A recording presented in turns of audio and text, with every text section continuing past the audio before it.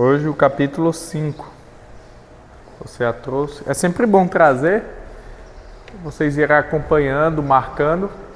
E também sempre ler em casa, né? Sempre estar lendo em casa, acompanhando as leituras semanais. Se você tem uma dificuldade, às vezes, de fazer devocional, leitura bíblica ou culto doméstico, você pode seguir essa leitura diária. Ó. Vamos supor, segunda, amanhã, no 6, né? No caso seria o capítulo 6. Segunda, 1 Tessalonicenses 5, 23, aí você já medita nesse texto, aí terça, quarta e assim por diante. Mas hoje nós estamos no capítulo 5, coração humano. Vamos dar início lendo Provérbios 4, 23. Vamos abrir lá no livro de Provérbios, depois de Salmos 4, 23.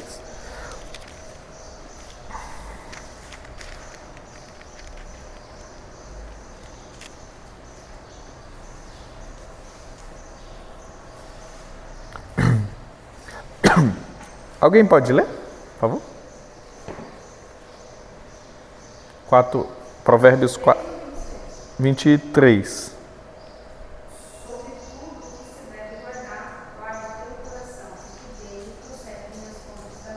Então, hoje nós vamos estudar o coração humano. Nós estamos estudando a antropologia bíblica, o que é o homem segundo as escrituras, né? A gente já observou várias diferenças que há entre a antropologia que não é bíblica e a antropologia bíblica. Então hoje nós chegamos ao coração. O que é o coração? Você vê que há um certo entendimento no meio da população que o coração é aquele local que guarda nossos sentimentos e a mente é aquela que pensa com a razão, pensa de uma melhor forma, né? Isso é o que a gente sempre coloca. Também é algo para nós que é um terreno assim difícil de lidar. Por quê? Porque quando a gente passa por alguma coisa, dói onde? Dói no coração. Mas espera aí, mas a ciência diz que todos os sentimentos, tudo vem da mente, né? Então por que a gente sente algo no nosso coração? Porque quando a gente está chateado, o nosso coração parece que apertado, parece que acontece alguma coisa. Então a Escritura ela vai demonstrar nosso coração como a fonte de algo. E esse algo representa todo o nosso ser. É interessante para nós também notarmos que quando se fala das emoções no Antigo Testamento, ele fala das entranhas, das minhas entranhas, que é do intestino. Hoje falam que o intestino é o segundo cérebro, né? Por causa que tem os neurônios, tem tudo, então é o segundo cérebro. Então, quando a Bíblia no Antigo Testamento fala de sentimentos, ela fala das entranhas, do intestino. Por quê? Às vezes quando você está passando por algo, dói o intestino, né? Você sente algo assim, está doendo. Quando você está sofrendo, algo, você segura logo a barriga ou segura o coração. Então é esse entendimento que tem, que os sentimentos vêm dessa região, vêm do seu interior, né? E há sempre uma guerra entre mente e coração no ser humano. E aí nós entenderemos um pouco do que a Bíblia descreve sobre o coração do ser humano. O primeiro texto que a nossa irmã Bia leu, lá em Provérbios 4, 23, ele já vai nos dar um norte para essa questão. Deixa eu só ler mais uma vez. Diz assim: sobretudo o que se deve guardar, guarda o coração, porque dele procedem as fontes da vida. Então nós já temos um direcionamento do Senhor para nós guardarmos nosso coração. Para você sempre estar guardando ali seu coração. Mas o que significa isso, guardar meu coração? É eu ir no médico? É eu cuidar da minha saúde? O que é guardar o coração, né? Então, na visão moderna, há separação entre razão e emoção. Então, nossa emoção ela está atrelada ao coração e nossa razão a nossa mente. Então, quando nós pensamos racionalmente, quando nós pensamos ali calculando os prós e contras, calculando o que irá acontecer, nós estamos pensando com o cérebro. Quando nós pensamos de forma abrupta, como nós agimos ali por impulso, nós estamos pensando com o coração. É isso que a sociedade diz. Você não deve agir com o coração, ou você deve escutar mais seu coração e menos a razão, né? Não, você deve pensar mais, deve raciocinar mais. Então veja que sempre há uma divisão entre mente e coração, razão e emoção. Na Bíblia, o coração é o centro do ser humano. Então é como eu falei, no Antigo Testamento eles falam muito das entranhas, de dentro, né? Que vem algo de dentro. Então sempre demonstra o coração como o centro de tudo. E aí nós vamos ver vários textos que demonstram que é no coração onde as coisas acontecem. Mas o que é que isso significa? O que é que significa esse coração? É o meu órgão? A gente vai ver também. Uma frase famosa: o corpo não responde ao cérebro, mas ao coração. Ele coloca aqui na nossa revistinha que um jogador disse isso em um momento da partida, né? Porque ele estava jogando com emoção. Então, naquele momento, não é o cérebro que responde, mas o coração. E há momentos que acontece isso. Por exemplo, há estudos que dizem que algo acontece no corpo da mãe quando ela vê seu filho, por exemplo, passando por um acidente. Há relatos de mães que conseguem levantar um peso extraordinário por causa daquela emoção que não vem de si, vem de algo interior. Aí falam do coração, né? Quando passa algo do coração. Você às vezes está lidando com algo que você não consegue, mas diz: não, coloque seu coração, comida feita com amor, comida feita pelo coração fica mais gostoso, né? Qual é o tempero? É o amor. E o amor vem da onde? Do coração, então fica algo melhor. Então veja como no mundo sempre há a divisão do ser humano. A princípio, nós sempre vamos ver, quando estamos estudando a Escritura, das pessoas dividirem o ser humano em corpo, alma e espírito, corpo e alma, mas a gente vê pouco essa divisão sendo tratada de coração, corpo e mente, coração e mente. Então é isso que nós vamos lidar hoje. Lá em Mateus 15, vamos abrir lá, o coração vai definir quem nós somos. Vamos abrir Mateus 15.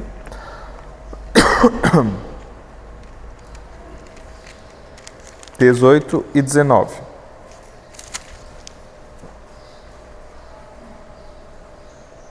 Alguém pode ler?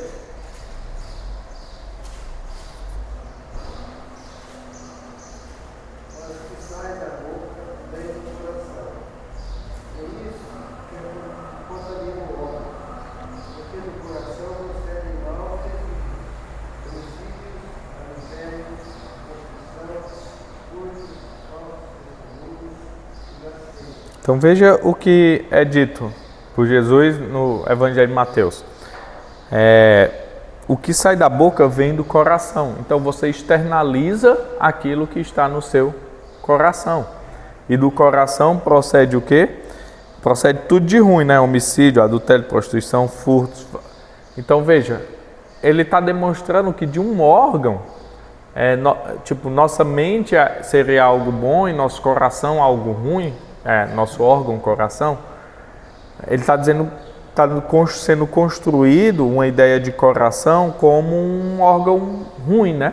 Então nós devemos arrancá-lo fora. O que é que deve ser feito? Ele pensa mais que nosso cérebro, ele que comanda todo o nosso ser. Vamos ver mais alguns textos que demonstram coração nas Escrituras. Na Escritura, em primeiro lugar, vai demonstrar que é o centro da vida interior, é o pensamento, vontade e nossos afetos. Então, o que nós devemos ter em mente, quando a Escritura fala de coração, ela não está falando do seu órgão. Eu já vou deixar isso claro.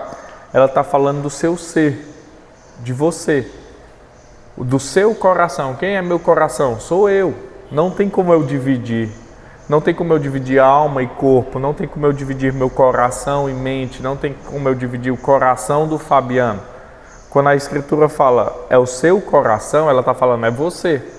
Então veja, mais uma vez Mateus 18, 15, 18 e 19. Mas o que sai de você, seja assim, o que sai da sua boca, mas o que sai da sua boca vem de você. É como se ele estivesse falando isso. E isso que contamina o homem. Então, o seu mal, o que vem do seu interior é mal. E isso que contamina. Porque do seu interior, do interior do homem, procedem maus desígnios, homicídios, adultérios, prostituição, furtos. Porque isso vem do pecado. Então, quando a Bíblia trata do coração, ela está falando de uma transformação do seu ser. A gente já leu Provérbios 4, 23, vamos agora para Provérbios 15, 13.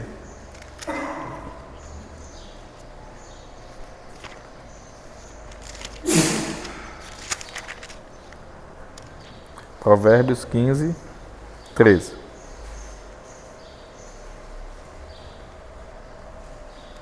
Alguém pode ler?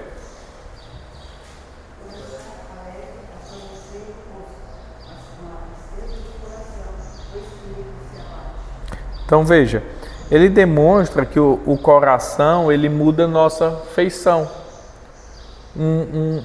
Um ser alegre, dependendo de como você esteja interiormente, as pessoas notarão por vezes pela sua feição. Quantas vezes a gente não já se encontrou com alguém e disse, você está bem? Só porque aquela pessoa mudou a feição dela, né? Aí a gente já nota que aquela pessoa está passando por algo ou alguma coisa.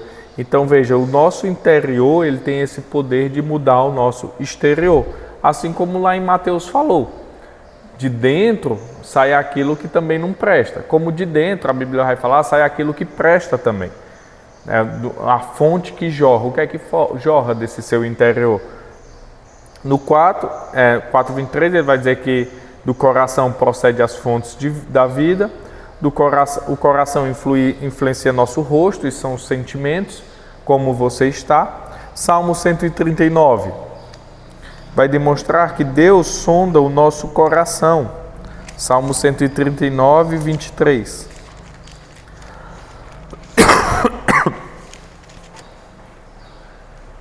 Diz assim: sonda-me, ó Deus, e conhece o meu coração.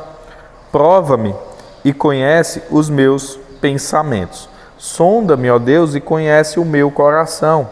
Prova-me e conhece os meus pensamentos.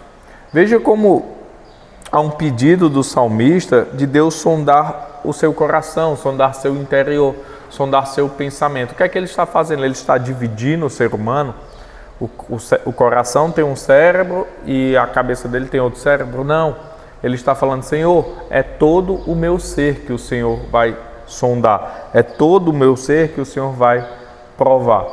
Então, é tudo. Toma conta de mim no todo, né? No meu coração, na minha mente, no que eu sou interiormente. O Senhor vai sondar para ver o que eu sou. Então, veja. O coração, na Escritura, vai demonstrar esse seu interior. Às vezes a gente pode burlar tudo pelo nosso exterior. Até, por exemplo, quando você encontra com alguém, como eu disse, aquela pessoa está com uma feição diferente, assim ou assada, e você nota, mas aquilo pode ser burlado. Quantas pessoas não colocam um sorriso no rosto, mas estão passando por algo difícil? Então veja, você pode burlar tudo do seu exterior, mas seu interior você não burla. Você sabe quem você é. Isso é algo assim para nos ligar um alerta. Nós sabemos quem nós somos. E Deus também. A única pessoa que sabe quem você é você mesmo e Deus.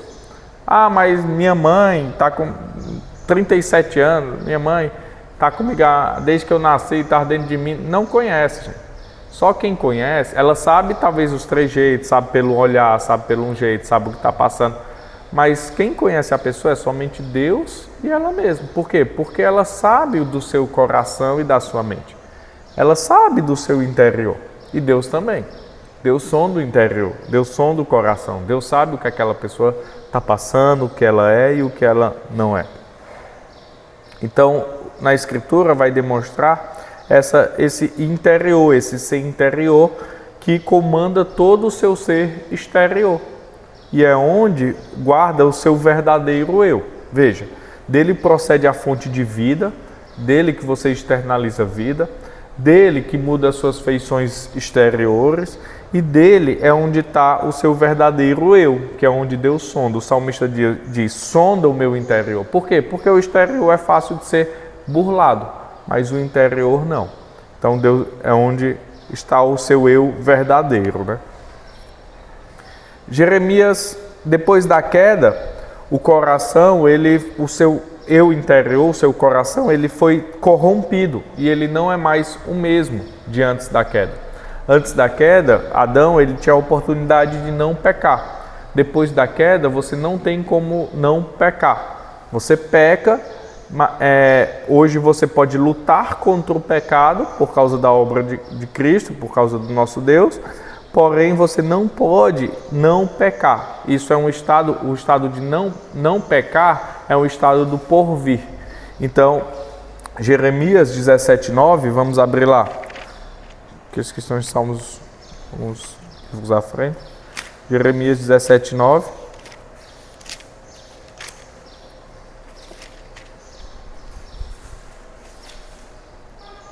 Vai dizer assim: enganoso é o coração, mais do que todas as coisas, e desesperadamente corrupto. Quem o conhecerá?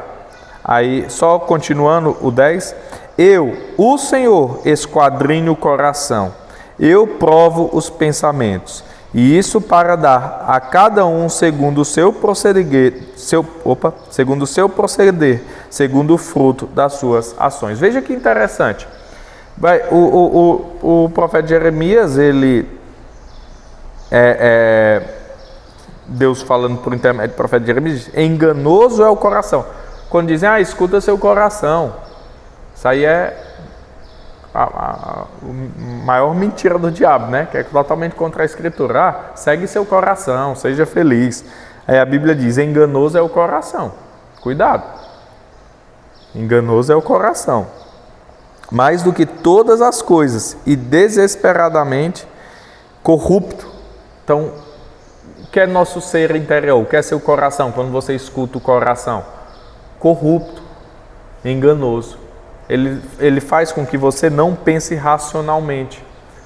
O seu eu interior faz você agir por impulso e quando vê você já fez. Mas se você pensasse racionalmente, se você pensasse sem ansiedade, pedindo a Deus orientação, tudo seria diferente. Pode falar.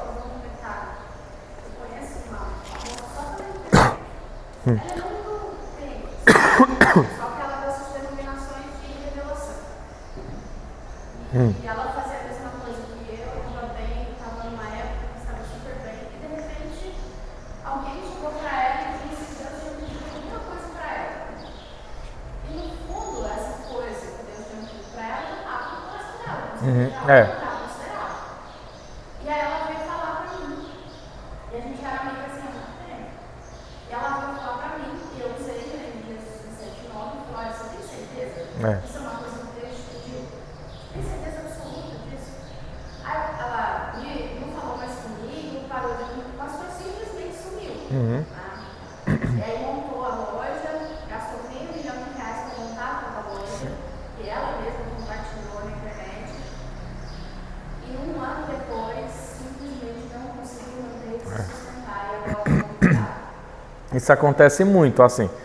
Porque às vezes a gente deixa de pensar racionalmente, pensa com o coração. Só que o coração é enganoso. Não é você não colocar sentimentos nas coisas. Tudo que você vai fazer eu vou vender arte na praia, vou fazer tererê, vou fazer colar, vou vender na praia. Você tem que botar emoção naquilo. É diferente de você pensar com o coração de forma abrupta. Então, por exemplo, a Bia, ela tem uma empresa, ela tem que colocar emoção naquilo. Mas ela tem que pensar como? Racionalmente e pedir orientação a Deus. Tem hora que dá vontade de jogar tudo por ar. Tem hora que dá vontade de mudar, não sei o que, mas espera aí. Eu estou seguindo o meu coração ou eu estou seguindo a razão? Eu tenho Né? dificuldade, como presbiteriano, uma dificuldade imensa. O antigo ele já era muito assim, eu ouvia, eu tenho dificuldade com isso, sabe? Muita dificuldade. Eu não sei, eu fico muito insegura. Parece que o caminho que Deus quer que eu trilhe já é o caminho que eu estou trilhando. Então, ao meu ver, ouvir a voz de Deus é você seguir as Escrituras. Aqui é a voz de Deus.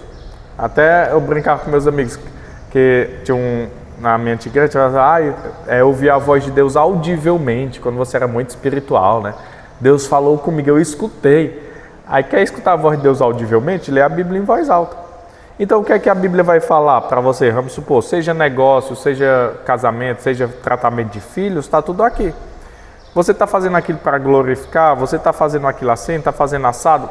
Vai seguindo. Vai glorificar a Deus? Não. Você vai acabar todo com o seu tempo? Vai perder tempo com a família? Esse é um dos pensamentos Que o cristão, ele vive com um pensamento bíblico. E isso é a voz de Deus. A gente às vezes quer, tipo assim, que... E o Espírito Santo, ele vai moldando ali o seu caminho, entendeu? Você vai pedindo o Espírito Santo para lhe auxiliar e você vai notando que as coisas vão acontecendo. E às vezes dá errado, e às vezes dá certo, às vezes você agiu certo, às vezes você agiu errado. Às vezes aquele errado também vai glorificar a Deus, porque deu errado de alguma forma, alguma coisa, e tudo coopera para o bem daqueles que amam a Deus. Mas ao meu ver, o escutar a voz de Deus é um negócio muito simples, eu aprendi isso. É a Escritura. É a Escritura. Você vai estar vivendo a Escritura. Então, por exemplo, é como você chegou para sua amiga e falou, olha, o coração é enganoso. Pensa mais um pouco. Reflete. Coloca os prós e contras. Vê se onde sair. Olha o tempo que a gente está. É tempo de crise, é tempo de investir ou é tempo de resguardo, é tempo assim ou assado. Porque a Bíblia diz para a gente ser assim. A Bíblia diz para a gente cuidar bem das nossas finanças. A Bíblia instrui a gente em quase tudo. Diz para a gente instruir a tempo de plantar, a tempo de colher. Né? Há tempo de paz e há tempo de guerra. Há tempo para todas as coisas. Qual é o tempo que nós estamos? Então você está escutando a voz de Deus. Como é que eu vou tratar minha esposa? Assim, assim. Como é que eu vou tratar meus filhos? Assim, assim. Está escutando a voz de Deus. Eu abro, vou lá em Efésios. Marido, ame sua esposa. Esposa, seja submissa. Assim como Cristo foi. Estou escutando a voz de Deus. Deus não vai vir assim, de repente, olha, faça isso, meu filho. Não. Isso aí não acontece. Mas a voz de Deus, gente, está aqui. É a Escritura. Então, eu preciso saber como eu devo agir no momento de pandemia, no momento de crise. Tem nas Escrituras, elas ensinam a nós guardarmos, a nós investirmos, a nós sermos fiéis, a nós ser fiel no pouco que eu te porei sobre muito, a você ali ter uma parte reservada, guardar a quinta parte, como a rainha de Sabá fazia. Como é que ela fazia? Deu dízimo a Salomão, mas demonstra o texto também que ela sempre guardava a quinta parte, uma poupança. Então veja, na Escritura ela ensina nós vivermos de forma plena. Faça tudo como para Deus. Então, se eu vou estudar, eu não sei o que é que eu devo fazer, eu não sei qual concurso, eu não sei se eu devo aceitar esse emprego ou não. Você está fazendo como para Deus? Se você faz como para Deus, é quase inevitável você não prosperar. Né? Se eu sou cabeleireiro e eu trabalho como se estivesse ali cortando o cabelo de Deus perfeitamente, é quase impossível não prosperar. Por isso que na teologia reformada, isso é engraçado. As pessoas não buscavam a riqueza, mas lá na Genebra de Calvino, o índice de pobreza diminui. Por quê? Porque as pessoas começaram a trabalhar colocando emoção no trabalho. Não é o coração falando, mas emoção. Se eu estou estudando para o vestibular, eu vou estudar para o vestibular da melhor forma. Eu vou me dedicar. Por quê? Porque eu estudo como se fosse para Deus. Como é isso, como se fosse para Deus? As pessoas vão ver Deus em mim, vão ver Cristo em mim. Por que você se dedica tanto? Porque eu tenho que levar o nome de Deus. Então isso consequentemente vai me trazer algo bom. Historicamente também é demonstrado igrejas que são plantadas, isso hoje menos, mas muito mais no passado, eram plantadas em locais carentes, aquelas igrejas tinham a cair, tinham a ir diminuindo de membro. Por quê? Sabe por quê? Porque as pessoas iam daquele bairro carente prosperando e mudando de bairro. Isso é histórico. Planta-se uma igreja reformada num local muito pobre, aquela igreja, às vezes, assim, a maioria das vezes, diminui. Por quê? Porque o entendimento das pessoas antes eu era um menino bagunceiro, não prestava atenção na aula, não sei o que. Antes eu vivia, meu marido não trabalhava, a esposa não sei o que. Então eles, com o entendimento de agora eu vivo para Deus e eu estudo, então eu tenho que ser um aluno comportado, eu tenho que ser um aluno que me dedica, eu tenho que tirar boas notas, não para querer me gabar e ser o melhor, mas para querer glorificar meu Deus. E isso então a família começa a ter um recurso maior e acaba se mudando daquele bairro carente, né? Então veja como tudo você coloca emoção, mas não é o coração falar, é você colocar emoção naquilo que faz, porque você faz como que para Deus. Então a Bea está muito certa nisso. E a voz de Deus, ela está aqui, gente, diante de nós, todos os dias. Quer escutar a voz de Deus? Lê as Escrituras. E aí você sonda se você está neste caminho. Aí você sonda, peraí, é tempo de quê? Peraí, o que Deus diz? Se eu começar essa nova jornada, eu vou ter menos tempo para minha família, menos tempo para a igreja, menos tempo para meus filhos? Será que isso é de Deus? Ou será que Deus quer que eu viva talvez com um pouco menos, mas que eu me dedique à minha família, me dedique à igreja? Então tudo isso é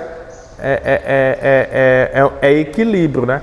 Uma vez eu escutei um pastor, uma palestra muito boa, ele falando sobre nível de contentamento. Ele disse que é um princípio bíblico. E você, tem que ter um nível de contentamento. Qual é o seu nível de contentamento? Porque, veja, o mal do mundo hoje é sempre querer mais. É um pote sem fundo, né? Vai colocando e nunca estão satisfeitos. Mas qual é o meu nível de contentamento? O que é que eu preciso ter para eu ser feliz? Né? Eu preciso ter uma casa, eu preciso ter um carro, eu preciso ter 2 filhos, eu preciso ter um marido, eu preciso ter uma chácara, eu preciso...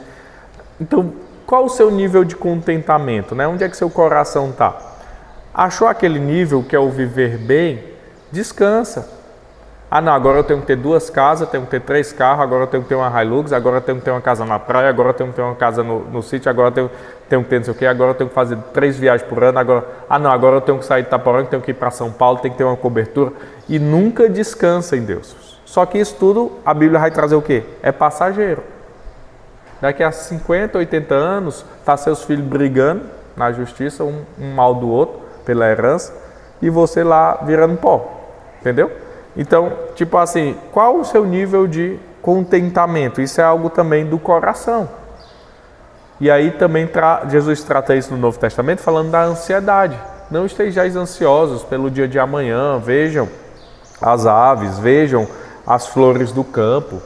Elas não são ansiosas e Deus cuida delas. Quanto mais vocês, Deus não vai cuidar, né? Então veja, a voz de Deus, ela é clara para a gente. Só que é uma constante batalha entre o que a gente sabe que é certo e o que o nosso coração quer fazer. A gente pode falar inúmeras vezes que a gente já escutou o coração e bateu de cara no muro, né? Desde a nossa juventude até os anos aí, a gente quantas vezes escutou o coração e disse, rapaz, se eu não tivesse feito isso, tinha dado certo, né? Então, o coração é aquele ser, é o seu ser interior que depois da queda se torna enganoso e corrupto. Gênesis 6:5 vai dizer que do coração traz o desígnio um desígnio continuamente mau. Vamos abrir lá, Gênesis 6:5. Eu vou ler. Viu o Senhor que a maldade do homem se havia multiplicado na terra, e que era continuamente mal todo o desígnio do seu coração. Então toda a vontade do coração era mal. O homem, depois da queda, toda a vontade do seu coração se torna por mal. Então, isso é algo que acontece depois da queda. Marcos 7, 21 a 23, vai dizer que do coração procedem os pecados.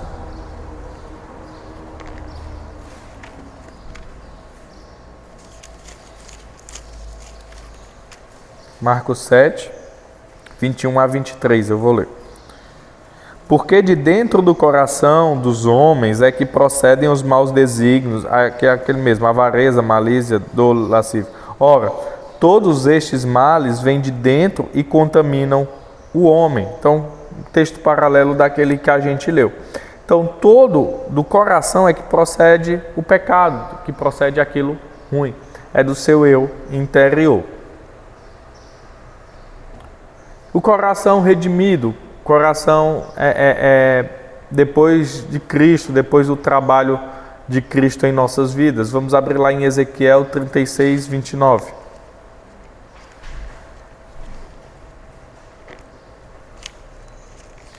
Alguém pode ir? 36, 26, desculpa. Alguém pode ler?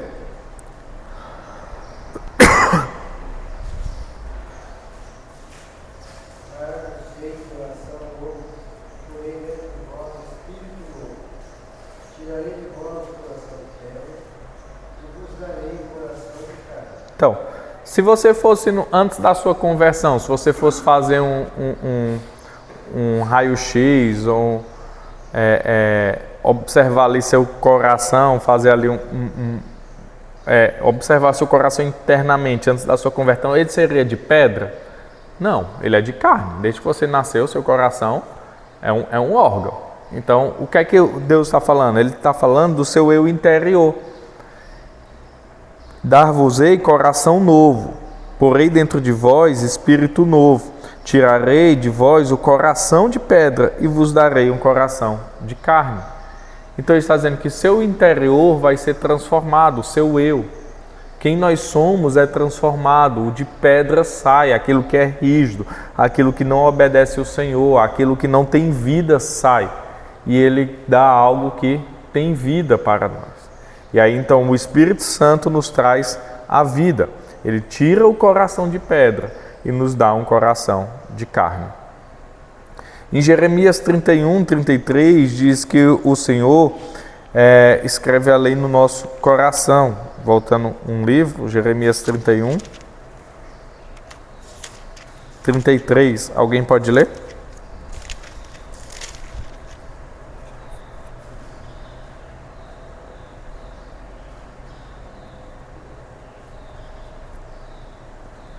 Vou ler. Porque esta é a aliança que firmarei com a casa de Israel. Depois daqueles dias, diz o Senhor, na mente lhes imprimirei as minhas leis, também no coração lhes escreverei, e serei o seu Deus, e eles serão o meu povo. Mesma coisa. Se você for operar o coração, não vai ter uma lei escrita lá. Não vai ter... O Senhor não escreveu de forma espiritual aqui, você vai abrir, vai ter uma tatuagem, não. Ele está dizendo que dentro de você vai ter a sua lei. E o que é a lei do Senhor? É o que o Senhor deseja que nós façamos. A lei do Senhor são o que? Os mandamentos de Cristo, é a Escritura, é a voz de Deus. Como a Bia estava falando de escutar a voz de Deus, ela está dentro de você aonde? Através da Escritura. Então veja, ele coloca dentro do nosso ser como nós devemos proceder. Como eu tenho que ser neste mundo? É a lei de Deus, é a palavra de Deus. E isso está no nosso coração. Quando a gente faz algo que não agrada, o que é que o Espírito faz? Ele nos incomoda, ele nos leva a pedir perdão. E aí então estamos nesse processo de santificação.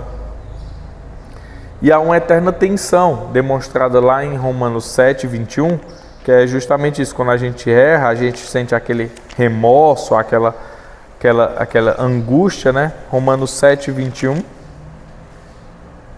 Então, o querer fazer o bem encontra a lei de que o mal reside em mim. Então, ao querer fazer o bem, encontro a lei de que o mal reside em mim.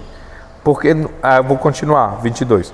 Porque no tocante ao homem interior, tenho prazer na lei de Deus. Então, meu homem interior, ele não imprime a lei no seu coração, no seu interior. Dentro de você, você sabe o que Deus quer que você faça. Mas, 23, mas vejo nos meus membros outra lei, que, guerreando contra a lei da minha mente, me faz prisioneiro da lei do pecado, que está nos meus membros. Desventurado homem que sou, quem me livrará do corpo dessa morte?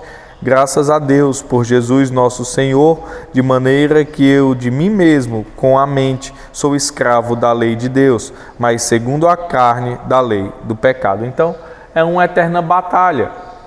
Paulo vai estar falando que a lei de Deus está dentro dele. E aquilo que ele quer fazer de bom, o corpo luta contra.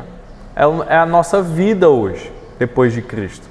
A gente sabe o que é certo, a gente medita na palavra, a gente sabe que não deve se irar, a gente sabe as decisões que deve tomar para glorificar a Deus, a gente sabe que há momentos certos e momentos errados, a gente sabe que não tem que estar ansioso, mas aí o que é que nosso corpo faz? Fica ansioso, se ira, briga, discute com coisas que não são relevantes, a gente peca contra o Senhor, então é uma constante batalha. É a voz do Senhor dentro de nós, a lei do Senhor dentro de nós, e a carne desejando o mal. E aí o que é que nos transforma? Vai dizer, é o Espírito Santo, assim como lá em Ezequiel. Ezequiel, ele diz que há um Espírito dentro de nós, e esse Espírito é o que nos transforma. Então não é nossas forças, o que é que está batalhando? Nosso ser interior, que o Espírito está santificando, e nosso eu antigo. É o velho homem e o novo homem que estão degladiando até a vinda de Cristo. Quando Cristo voltar, então nós seremos santos com Ele, totalmente santos, com corpos glorificados, né? E aí nós estaremos no estado de não posso mais pecar. No céu, na nova terra, ninguém poderá mais pecar. Então veja, até lá há essa constante batalha entre o seu coração e a sua mente, entre o seu coração e o seu corpo. É um eterno, é uma montanha russa de emoções e de batalhas.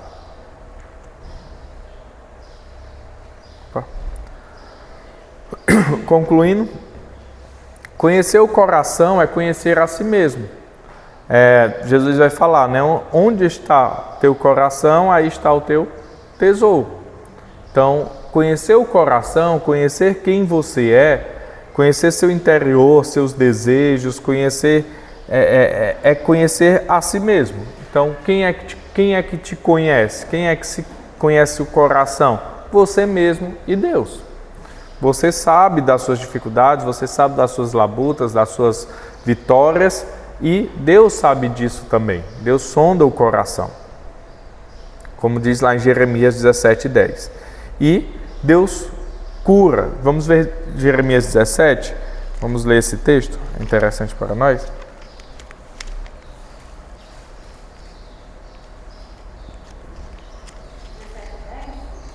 É a partir do 10.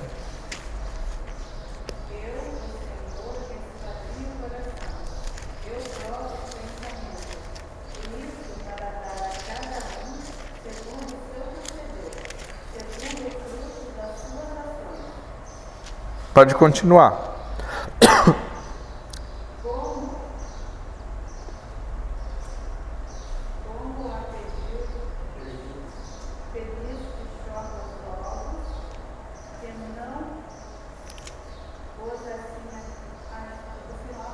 Deixa eu ler. Como a perdiz que choca os ovos que não pôs, assim é aquele que ajunta riquezas, mas não retamente, no meio de seus dias. As deixará e no fim será insensato. Veja aqui como é interessante, como a Bíblia ela vai nos instruindo, a voz de Deus vai nos instruindo. Ele diz, como a perdiz que choca os ovos que não pôs, assim é aquele que ajunta riqueza, mas não retamente. Então, é uma crítica. Como eu devo prosperar? Retamente. Seja grãozinho por grãozinho, aquele que busca enriquecer de forma rápida. Então, só um parênteses. Como a palavra de Deus, ela nos instrui em todas as coisas. Verso 13 agora. Ó Senhor, esperança de Israel, todos aqueles que te deixam serão envergonhados. O nome dos que se apartam de mim será escrito no chão, porque abandonam o Senhor, a fonte das águas vivas.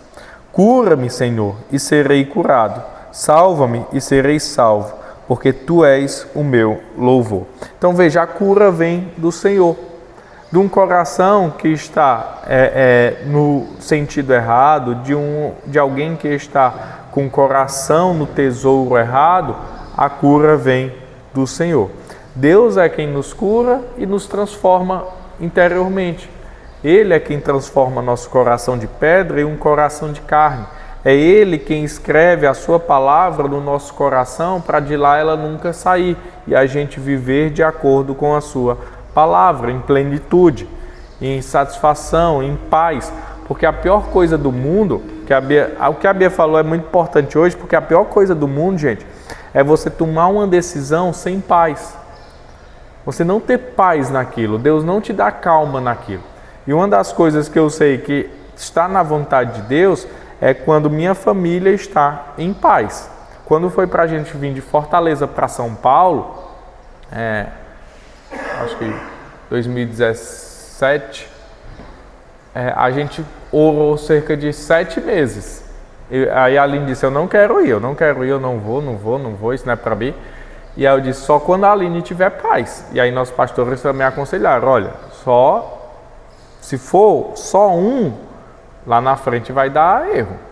É melhor, Deus não, você é casado, não é uma só carne, Deus não vai falar só com um, né? Deus vai falar com os dois. E quando os dois estiverem em paz, aí vão. Aí eu doido para ir para São Paulo, não sei o que, participar lá da igreja. E aí a gente só mudou quando a Aline disse, Fabiano, vamos, agora ó.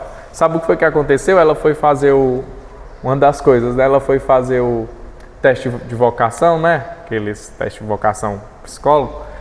E aí ela fez um, acho que com o psicólogo, e aí ela falou, olha, você é bom de lidar com pessoas, disso, daquilo, aí ela, olha que legal e tal. E aí ela foi fazer o do governo, que é online, que tem lá do Enem, um próprio do Enem, para ver pela sua nota e pelo seu coisa, qual curso você devia se inscrever. Aí o dela caiu missionário, nem tem faculdade para isso. Aí caiu, aí ela disse, Fabiano, se isso aqui não for resposta de Deus. Aí ela começou a orar e decidiu, vamos para São Paulo. E a gente decidiu juntos. Quando foi para vir Itaporanga, mesma coisa. Recebi a proposta, Aline, é uma cidade assim, tem tanto X de pessoas, a gente mora sempre em capital, Fortaleza é grande, São Paulo é grande, e aí? Aí ela disse, olha, eu não sei se é o momento. Aí oramos, ela disse, não, vamos. Aí os dois tomam a decisão. Por quê? Porque aquilo traz paz. Deus não vai te dar um direcionamento que não te dá paz. Veja Jesus, veja os mártires, veja. Eu não estou dizendo paz, não é bonança não, gente. Eu estou dizendo que é um sentimento de paz interior. Cristo, ele teve paz. Paulo teve paz.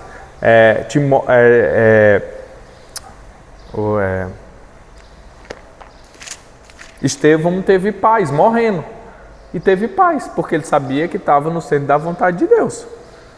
Ele sendo apedrejado e em paz, mas aquele era o centro da vontade de Deus. Então, como nós sabemos que nós estamos fazendo a coisa correta? É você sentir paz. Se tem família, a família está junto naquela decisão. Outra, uma paz interior que excede todo impedimento. Não é falta de dúvida, não é falta de nem insegurança, isso. Porque às vezes você vai dar um passo, por exemplo, quando a gente veio de Fortaleza para São Paulo, a gente veio inseguro. Porque em Fortaleza a gente tinha estabilidade, tem família, tinha apartamento, tinha tudo. Acabou-se tudo, a gente foi dormir num colchonete durante 4 meses. Na casa do irmão da Aline, colchonetezinho daqueles bem fininhos. Então, por exemplo, isso traz insegurança. Como vai ser o dia de amanhã? Mas há uma paz dentro de você que excede todo o entendimento. E aí é no momento em que Deus e o Espírito Santo habitam em você, você tem esse entendimento. Peraí, eu não estou em paz com isso, não. Eu não estou em paz. Não, agora eu estou em paz. É isso aí, está na hora, vamos lá. Então veja, Deus, ele cuida dos seus filhos, mas o coração é enganoso. O coração faz você agir afoito. O seu eu quer o quê? Fazer tudo ali do dia para a noite, quer que tudo seja imediato, né? E não é bem assim. Uma vez eu conversando com uma psicóloga do seminário, isso é interessante. Eu falei para ela, né, que achava que eu estava começando o seminário tarde, né? Já com 30 e poucos anos e tudo, eu vendo colegas de turma novos, ou de outras turmas novas com 20 anos, 19 anos. Aí ela disse, mas tu não crê na soberania de Deus, não? Tá virando pastor e não crê na soberania de Deus? Então, tudo tem seu tempo, né? E aí eu disse, é mesmo, tudo tem seu tempo. Então, nunca vai ser tarde nem cedo demais, se você estiver em paz com Deus, né? Então, tudo há seu tempo certo. Nunca é tarde nem cedo. Isso era para ter acontecido ano passado. Não, isso é... Não, depende. Tudo é ali com Deus. E outra coisa que a Bia falou que é interessante é o quê? Não tem como você separar sua vida da ação de Deus. Onde você está hoje é justamente onde Deus quer que você esteja hoje. Porque não tem como separar. Ela diz, eu vou vivendo e é isso, a vida cristã é isso, eu vou vivendo. Você vai fazendo, segundo as Escrituras. Aqui é a voz de Deus. E você vai vivendo e Deus vai conduzindo. Por quê? Porque você hoje é um cristão. Porque nada no mundo, mesmo dos descrentes, acontece sem um decreto de Deus. Então, a vida cristã é isso. Você vai seguindo, fazendo o seu melhor, honrando a Deus, glorificando a Deus. E isso é escutar a voz de Deus. E não tem como você separar. Será que eu estou fazendo o que Deus quer? Entendeu? Tá. Não é, fora do pecado, não. Pecado não tem nada a ver, não. Mas eu estou dizendo assim, conduzindo sua vida, glorificando a Deus, está fazendo o que Deus quer, sim. E então, para a nossa vida, o que nós devemos fazer com base em Provérbios 20? Você pode anotar esses textos para depois ler. Em Provérbios 23, 29, nós devemos submeter o nosso coração. Vamos ler, a gente ainda tem um tempinho. Ao senhorio de Cristo. Provérbios.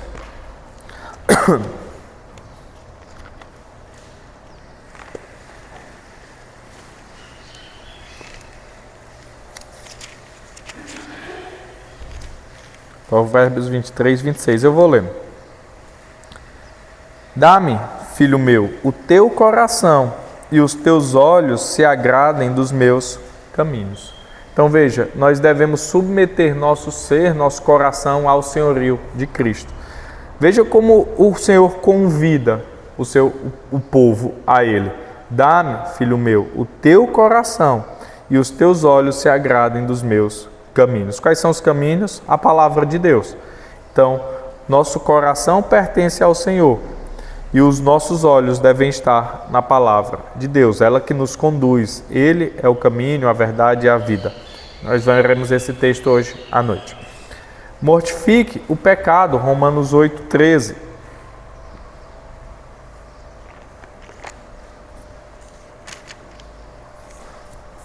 Diz, porque se viverdes segundo a carne, caminhais para a morte, mas se pelo Espírito modificardes os efeitos do corpo, certamente vivereis. Então, constantemente, santifique-se, mortifique o seu eu passado e deixe Cristo viver em você, né? E deixe o Espírito viver em você e te santificar.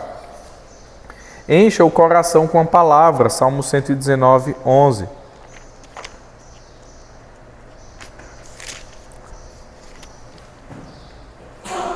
Guardo no coração as tuas palavras para não pecar contra ti. Como é que a gente vai guardar as palavras no coração? É lendo.